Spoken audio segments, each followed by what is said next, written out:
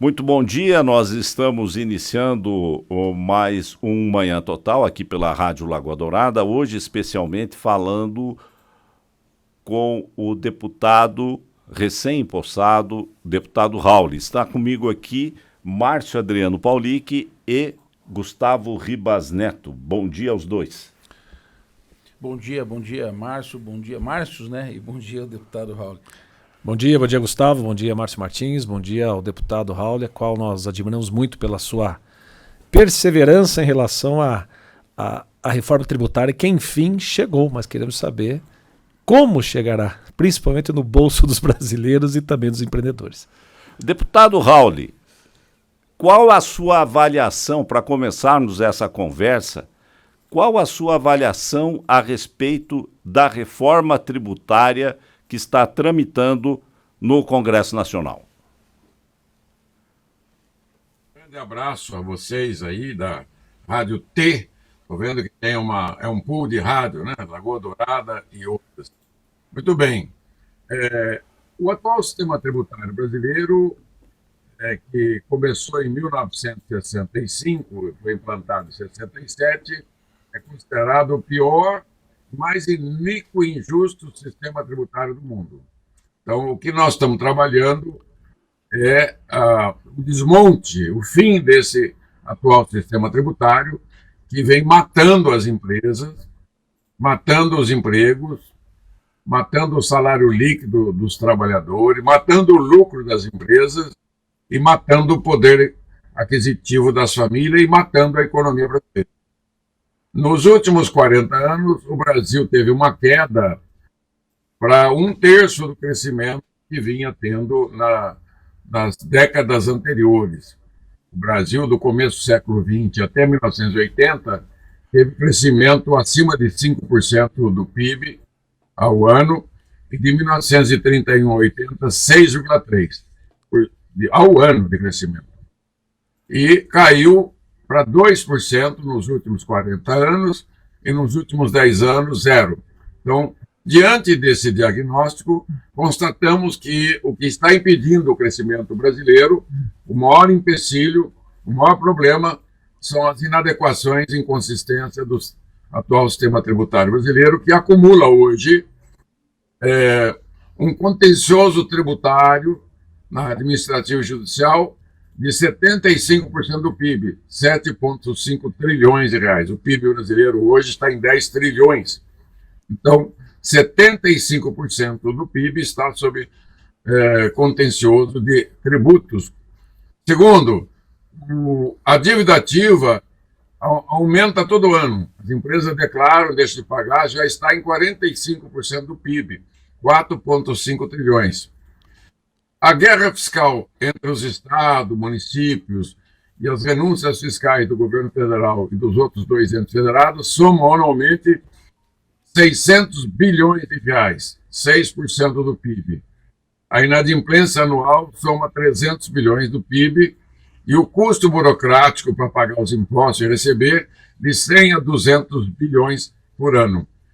A sonegação no Brasil é um esporte tão comum quanto o futebol, o churrasco e a cerveja. Ela está hoje 8% do PIB, 800 bilhões por ano. Então, esses ingredientes negativos, efeitos indesejáveis, milhões de atos normativos expedidos nos últimos 30, 40 anos, fizeram do Brasil ter o 184º pior sistema tributário do mundo e o 125º pior ambiente de negócio. É isso que nós estamos trabalhando. O diagnóstico é este. Diante desse diagnóstico, olhamos o mundo, todo o sistema tributário de todos os demais países e estamos seguindo as recomendações da OCDE, as diretrizes do IVA europeu. Bom, só para facilitar aqui o debate, nesse preâmbulo, né, no mundo todo só existem 3 bases tributárias clássicas conhecidas, de onde os governos, né, tiram os impostos da população. Primeiro, quem paga os impostos? A população, sempre. É o consumidor, são as famílias. Porque o imposto é todo ele do mercado interno. E o mercado interno é o povo brasileiro. São as famílias 80 milhões de famílias, que representam os 213 milhões de brasileiros, ok? Bom, as três bases tributárias são o patrimônio, imposto de propriedade patrimonial, IPTU, IPVA, ITR, imposto de transmissão, casa-morte e intervivos. E tem baixíssimo poder de arrecadação, não chega a 5% ao ano da arrecadação de 100. Segunda base é a do rendas e proventos de qualquer natureza, onde se tributam os salários, dividendos, os lucros, os royalties, os juros e outros dividendos. E essa base no Brasil é pequena, não chega a 21% da arrecadação de 100. Bom, vocês viram que tem 75% da arrecadação que não se enquadra dentro da renda e nem do patrimônio. De onde vem 75% da arrecadação? Dos bens e serviços adquiridos e consumidos pela população. Ou seja, ISS, ICMS, IPI, PIS, COFINS, a tributação sobre a folha e os demais tributos que o governo federal e taxas somam 75% da arrecadação. A média da arrecadação do Brasil nos últimos anos tem sido de 33% do PIB. Ora, se o PIB é de 10 trilhões, 3,3 trilhões ao ano é a arrecadação média do Brasil. Dessa arrecadação, então, 75%, 25% do PIB, 2 trilhões e meio, estão embutidos nos preços relativos da economia. Mais ou menos uma rede de supermercado, atacadista, tem 70 mil itens, subitens, né, na média na economia brasileira, e mais uns 30 mil itens de serviço, totalizando aí 100 mil itens. A ideia do IVA, que é o imposto que é usado na Europa em 173 países do mundo, a vantagem dele é que ele é neutro. Ele deixa a cadeia produtiva desses bens e serviços que são oferecidos e vendidos à população neutra, ou seja, num IVA clássico que nós estamos implantando, o produtor rural, seja de qual for a atividade, ele que consome bens e serviços para produzir, hoje ele não recebe nada de volta. No IVA clássico ele vai receber todo o imposto de volta, porque será um imposto nacional, uma única lei nacional, extinguindo o ISS, ICMS, o IPI, o PIS, o COFINS, e essa alíquota única será por fora e cobrada no ato da compra e venda, ou seja, as empresas da atividade econômica nunca mais vão precisar se preocupar em declarar e pagar o imposto. O que ela tem que fazer é a nota fiscal eletrônica e o boleto de pagamento dessa compra, e no boleto dessa compra que será retirado o imposto, será apartado do dinheiro que a empresa vai receber líquido do imposto. Ou seja, é uma mudança de plano de negócio, como é feito hoje na Europa e no mundo todo. Quando uma empresa compra da outra, não entra mais o imposto na negociação, ele é apartado. Então, essa cobrança única nacional será feita instantânea e o crédito será financeiro, ou seja, todos os elos da cadeia, o agricultor, o industrial, o comerciante, o prestador de serviço, quando for vendendo para um para o outro e finalmente para o consumidor final, ele vai recebendo de volta e quem paga, como paga hoje, é o consumidor final que paga esse imposto. Só que ele vai pagar um imposto muito menor do que é hoje, porque nós vamos eliminar, só desses 5 impostos, 350 bilhões de renúncias fiscais, 100 bilhões de custo burocrático e aproximadamente 200 bilhões de inadimplência, que é o que declara e não recolhe.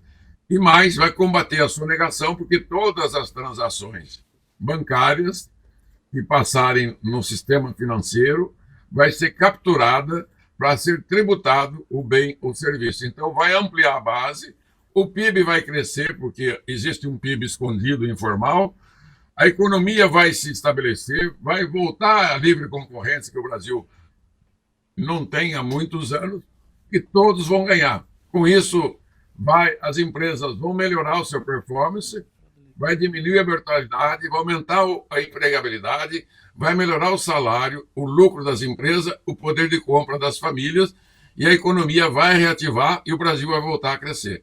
É isso aí que está em discussão. Pronto? Podemos seguir. Deputado, bom dia. A gente no agro, a gente tem uma função a nível mundial, né, que o agro sempre é importante que tenha pouca carga tributária. No Brasil, a gente tem a Lei Candir, que para a gente é algo importante no agro. Na verdade, a gente extingue tudo, vai só no imposto no ponto final e depois a gente vem fazendo um livro caixa, vamos dizer, das despesas que a gente vai tendo durante o caminho? Sim. Eu conheço bem a Lei Candir. Eu que fiz ela. Leva o nome do Candir, mas o relator da lei fui eu. A Lei 87/96, que é a lei que regulamentou o ICMS, e eu introduzi a desoneração das exportações de produtos semi-elaborados e in natura, porque os produtos industrializados já tinham a isenção de exportação, né? Isso começou em 97, quando entrou em vigor a Lei 87/96, chamada Lei Candir, né, que foi feita por mim, e ajudou o Brasil a ser um dos maiores exportadores de commodities do mundo. Então, eu tenho a minha participação nesse processo. O IVA, ele tem um conceito profundo. Exportação devolve 100%, ativo fixo devolve 100%. Então, essas são garantias legais e constitucionais. Só que hoje a devolução desse imposto, do ICM, do IPI, do PIS/COFINS, é muito mal feita. Por exemplo, os estados não devolvem o ICM das exportações há muito tempo. Tem mais de 100 bilhões de estoques de créditos de ICM de exportação não devolvido. O mesmo acontece com o governo federal, com o IPI, PIS, COFINS e outros tributos. Então, no IVA, esse crédito será líquido e de devolução instantânea. Haverá um cashback. Para o agricultor, que hoje você, pelo jeito, é agricultor também, e eu também sou, né? Entre outras atividades que a nossa família tem, indústria. Nossa família tem uma fábrica de balança para gado, caminhões, troncos, da melhor qualidade, que é a Balança Açores, aqui de Cambé. É do meu finado irmão, Anuar, que era o irmão do meio mais velho, né? Eu sou mais novo de 8. Então, fiz uma propaganda aqui da Balança Açores, né? Então, o agro no Brasil hoje é punido, o agricultor que não recebe o crédito do ICMS nem dos demais impostos federais. E nesse modelo que nós estamos aprovando, provavelmente a semana que vem, o agricultor brasileiro, seja ele agricultor, produtor de extração de minério, silvicultor, piscicultor, da indústria, produtor de carne, qualquer outra atividade, todos os insumos que ele compra vai virar um crédito financeiro na conta dele. E quando ele vender esse seu produto, ele vai receber de volta o que nós chamamos de devolução individualizada, um cashback. E também na outra ponta, as famílias de baixa renda, que estão no Cadastro Único Nacional, são mais de 60, 70 milhões de pessoas, vão ter devolvido os impostos através do CPF e da nota eletrônica. Por isso que o Brasil hoje tem o mais robusto sistema de nota eletrônica digitalizado do mundo e o mais robusto sistema financeiro bancário do mundo. O que nós estamos fazendo é casar o sistema de nota fiscal com o bancário, a nota fiscal com o boleto de pagamento que a empresa recebe. Com isso, nós vamos eliminar toda a tarefa burocrática da empresa e vamos neutralizar as cadeias produtivas. O agro vai ganhar muito, embora a cúpula da CNA não caiu a ficha ainda, porque eles preferem acreditar em alguns consultores que eles contratam e pagam regiamente, do que a minha consulta gratuita de quem está há 50 anos na vida pública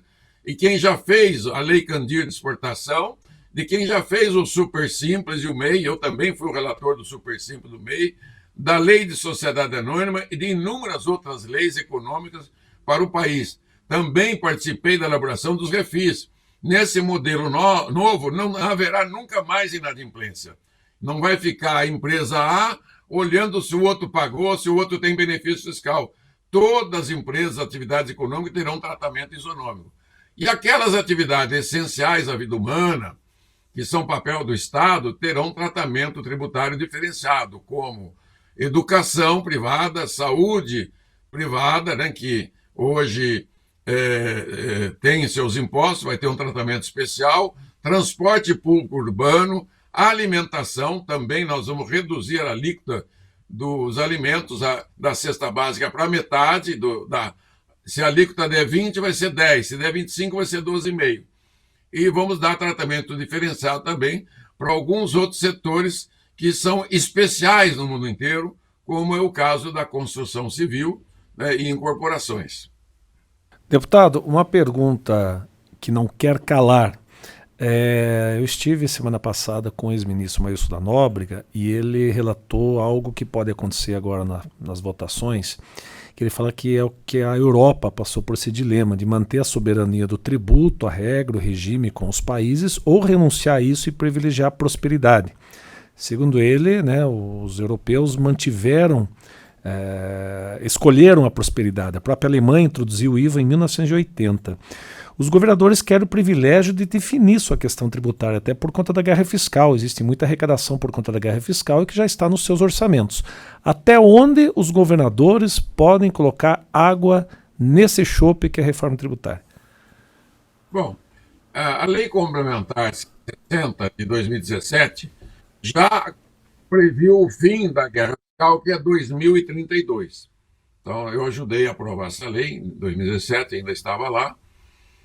Então, a guerra fiscal entre estados está com os dias contados, porque o que acabou acontecendo depois da lei é que muitos estados acabaram apostilando, né, benefícios fiscais. O IVA não permite dar isenção, incentivo de impostos para a empresa, porque quem paga o incentivo fiscal dos estados e do governo federal é o consumidor. O consumidor brasileiro não vai admitir, e eu estou falando em nome do consumidor brasileiro. O consumidor brasileiro, nós, o povo, não vamos mais permitir, né, depois que acabar essa regra desses incentivos, que é 2032, que seja dado nenhum incentivo sobre o imposto pago pela população. Então, anualmente, nós, a população brasileira, pagamos 600 bilhões por ano de incentivos fiscais da União, dos estados, dos municípios, mas eles dão o benefício com o chapéu do povo. Ou seja, essa era vai terminar. Se a empresa quer incentivo, ela tem que ser no orçamento do município, do estado, da União e nos empréstimos que o governo pode fazer subsidiado, microempresa, pode rebater os juros, né, fazer um juro menor, como o agro tem uma taxação de juro menor, e etc. Então, nós também queremos eliminar a tributação do dinheiro, que o único país imbecil do mundo que tributa o empréstimo é o Brasil. Tem um famigerado IOF e o PIS/COFINS que tributa as transações de empréstimo financeiro. Então, a ideia central é exatamente esta, né? Fazer com que o Brasil, como o Maílson, que é meu amigo, eu fui secretário da Fazenda do Álvaro, 87 e 90, quando o doutor Maílson da Nóbrega era ministro do governo Sarney. E eu tive uma relação muito estreita com ele. Ele nos ajudou muito aqui no governo do Paraná. Naquela época eu presidia o Banestado, o BADEP, o BRDE, e o Banco do Estado era o 7º maior banco do país, né, que eu ajudei a construir essa nova imagem do Banestado. Depois, os governos posteriores quebraram o Banestado, quebraram o BADEP. Então, eu quero deixar claro aqui que o que o ministro Maílson pensa, eu também penso. Nós estamos no mesmo grupo de debate nacional sobre o IVA. Todo dia fazemos... nós estamos numa perfeita harmonia de discussão, embora tenha ali a turma do imposto do dinheiro, né, que quer tributar o dinheiro, que é a única jabuticaba ruim, né? Porque a jabuticaba é gostosa, mas a jabuticaba de tributar dinheiro é uma ignorância só brasileira, né? Que não existe no mundo isso. Agora, deputado, para aquele ouvinte nosso, para aquele telespectador da rede social, qual é vai subir, o brasileiro vai, depois da reforma, o brasileiro vai pagar mais imposto do que ele paga hoje ou menos? Muito menos, né? A reforma tributária contida na PEC 45 e na 110, que é de minha autoria, que está lá no Senado, prevê eliminar os incentivos fiscais, né, a renúncia fiscal, do ISS, ICMS, IPI, PIS, COFINS. O que significa isso? Uma redução de impostos de 350 bilhões por ano. Como o modelo será totalmente tecnológico, no modelo de cobrança Abu Dhabi, que é um engenheiro do ITA aí de Santa Catarina, de Joinville, dono de uma grande empresa de tecnologia, uma das maiores do Brasil e do mundo, ele bolou o sistema de cobrança que nós chamamos de sistema Abu Dhabi. Então, essa burocracia que gasta 100 bilhões por ano vai ser eliminada. Então, isso sai das costas do preço. Também vai ser eliminado a inadimplência, quer dizer, não haverá mais possibilidade da empresa cobrar o imposto do consumidor, põe no seu caixa, e no final do mês ele fala, olha, eu fiz o boleto aqui, mas não tenho condição de pagar, vou ficar devendo. Essa dívida anualmente aumenta 200 bilhões. Então, só aí nós temos 600 bilhões, né, de 6% do PIB, em cima de uma arrecadação efetiva líquida de 13% do PIB. Quer dizer, a cobrança em cima do consumidor hoje é de 19% do PIB, só que só recolhe 13%. Então, o que nós podemos fazer com isso aí? Reduzir esses 600 bilhões das costas do consumidor brasileiro de uma forma global, dos 100 mil itens da economia, de uma forma global. Pontualmente, pode haver alguma alteração de tributação de um setor ou outro, mas mais de 95% dos setores terão reduzido as suas alíquotas e a sua carga tributária. E 100% dos consumidores, das famílias brasileiras, terão redução de carga tributária, e isso vai fazer com que a economia brasileira volte a crescer internamente e manter o seu crescimento externo, porque o Brasil tem superávit na balança comercial todos os anos, graças à exportação líquida do agro e graças à Lei Candir. E agora, né, vai ter crescimento econômico interno com o dinheiro que é cobrado das costas, né, dos preços dos bens e serviços consumidos e pagos pela população brasileira, e esse dinheiro vai ficar no bolso do consumidor e ele vai consumir mais unidades, vai melhorar o bem-estar da sua família, consequentemente, esse dinheiro vai gerar mais empregos, mais renda, mais salário e mais impostos. E outra, nós vamos capturar também grande parte do PIB informal. O Brasil tem um PIB de 10 trilhões e um PIB na informalidade de 2,5 trilhões, que é 25%. Então, haverá a possibilidade, com o uso da mais completa tecnologia 5.0 do mundo, de capturar todas as vendas nesse país. Com isso, o Brasil vai eliminar grande parte da sonegação, a inadimplência, o custo burocrático e a guerra fiscal. Com isso, haverá uma economia de escala, como se você reordenasse todas as suas empresas, como um grande grupo como o do Paulic ali, falar, eu tenho esses 5 produtos aqui que têm vendas irregulares, preços irregulares, e são da mesma natureza. Ele fala, eu vou eliminar esses 5 produtos e vou fazer um produto só bom que todo mundo vai consumir e vai ser muito mais barato do que aqueles 5 que eu estava vendendo e muito melhor. É isso que nós estamos fazendo, viu? Deputado, e como é que nós vamos distribuir? Porque hoje a gente tem no Brasil arrecadações diferentes pelos estados, né, municípios. Então a gente tem estados que arrecadam mais, repassam a outros estados, até porque a gente tem uma federação grande. A distribuição dos recursos para os municípios, estados e União, né, quem que vai ficar com que parte desse bolo? 2 regras de ouro, né?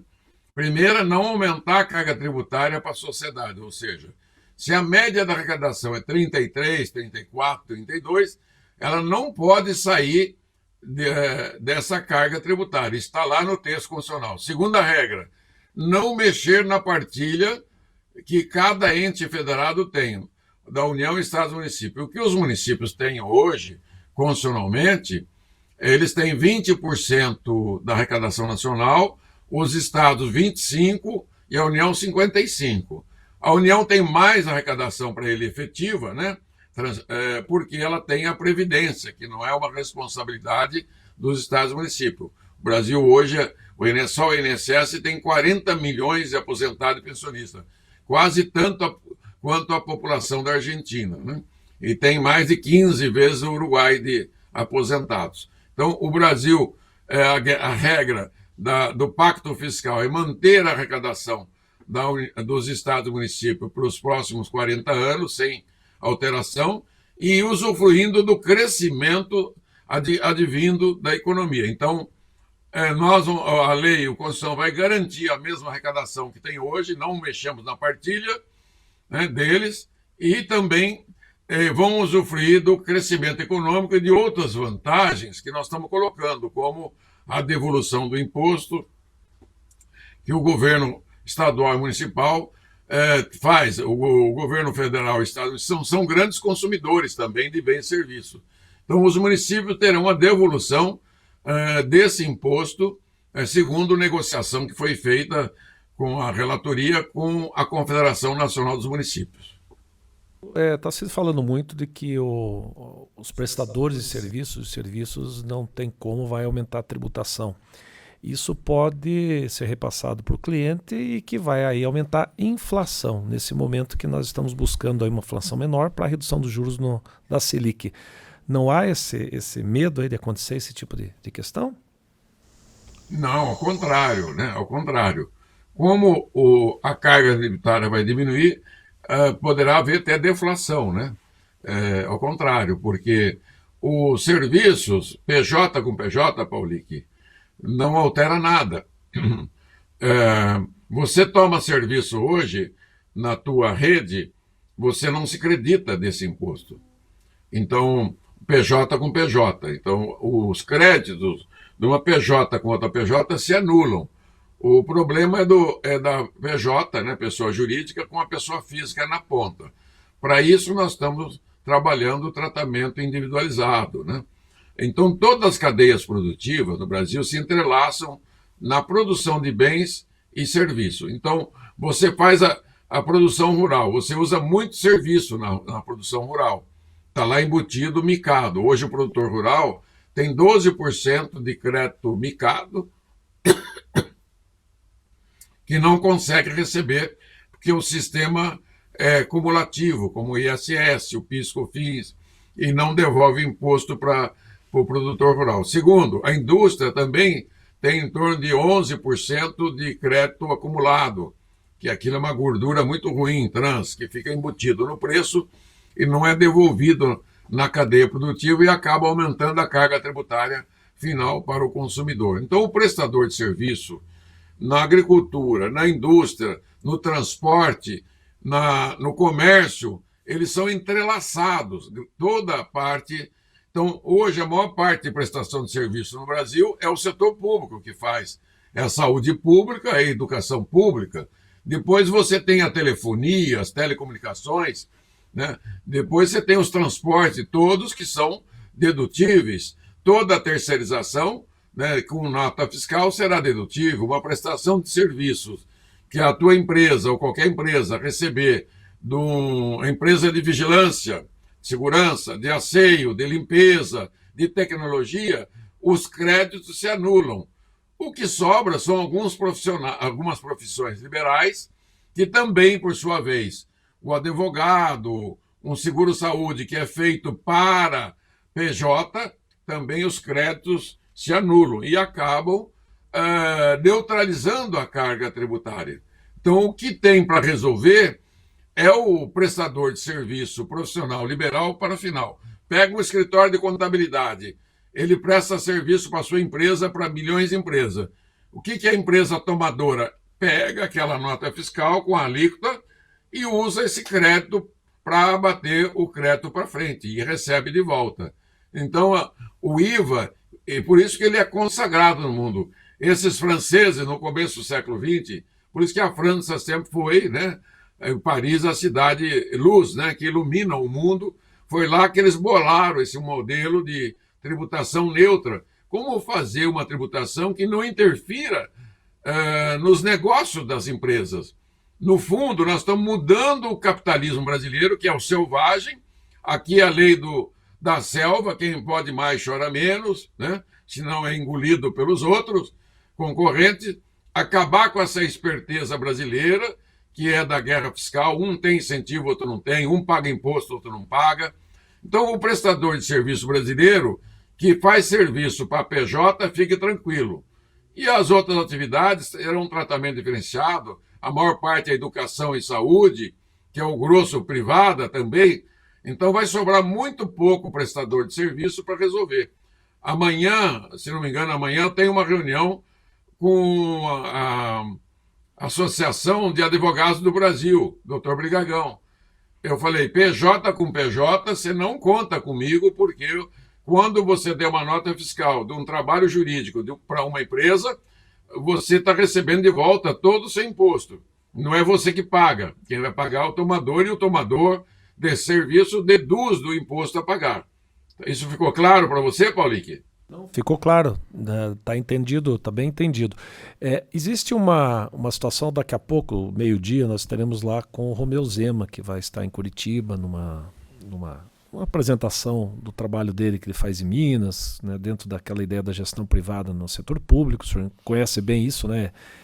Infelizmente somos, né, exceção à regra, né, de gestores na política, mas lhe pergunto, por exemplo, a cidade de Extrema, que fica ali na divisa com São Paulo e a de Minas Gerais. Ali tem uma enormidade de barracões de empresas que estavam, né, fugindo da tributação, trabalhando com essa guerra fiscal e se instalando ali em Extrema. Como também barracões logísticos no Espírito Santo, que hoje, por exemplo, um e-commerce, se você estiver lá no Espírito Santo transitando a sua nota, você tem uma redução muito drástica. Ou até empresas que fazem, por exemplo, não temos em Santa Catarina, claro, isso é uma questão estadual, mas a submissão tributária, muitas empresas acabam colocando lá os seus centros de administração.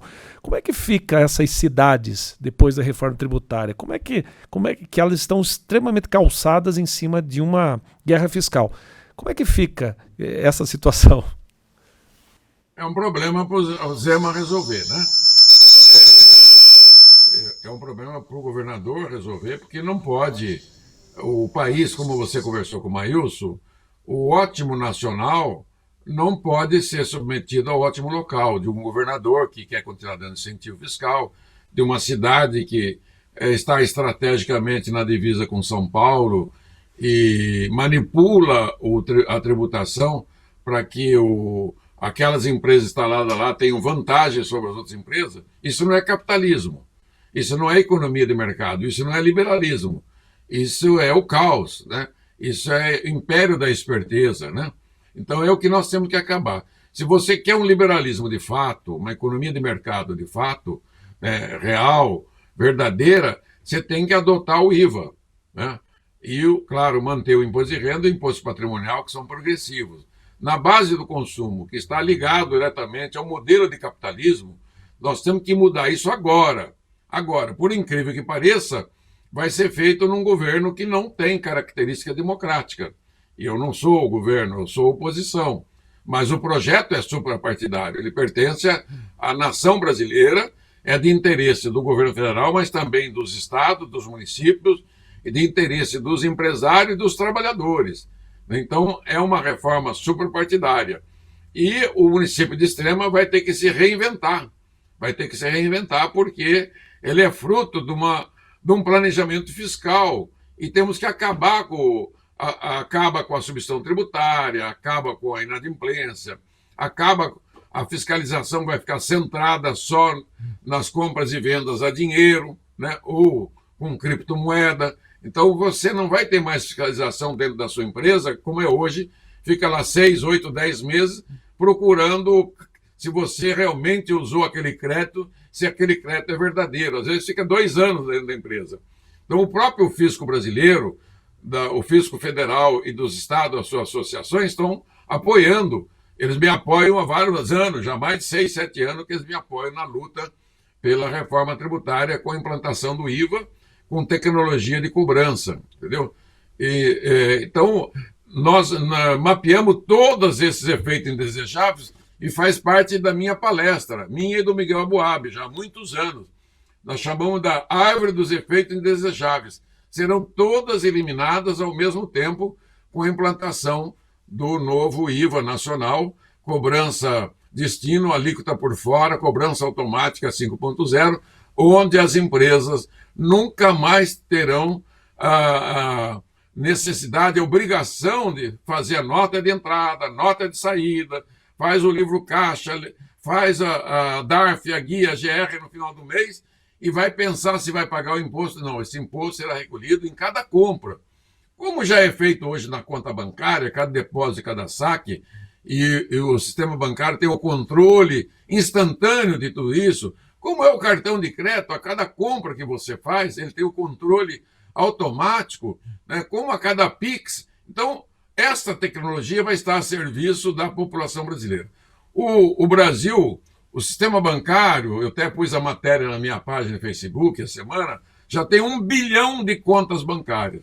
E nós vamos trabalhar com 8 milhões de empresas e mais 14 milhões de prestadores de serviços, que são MEIs. Então é muito facinho um modelo que vai trabalhar com 21, 22 milhões de PJs, né? Um país que tem 1 bilhão de contas bancárias. Então vai ser muito fácil para o sistema que a gente, né, preconiza e defende de controlar o débito e crédito, fazer o crédito financeiro instantâneo e as cobranças do imposto em tempo real, com o máximo de tecnologia, com o máximo de zelo e com o mínimo de fraude, acabando com a corrupção, com o descaminho, com tudo. Estabelecer uma verdadeira economia de mercado para que o Brasil possa voltar a crescer, como cresceu na época do Milagre Brasileiro, a 6%, 7% ao ano. Só tem essa fórmula, não existe outra.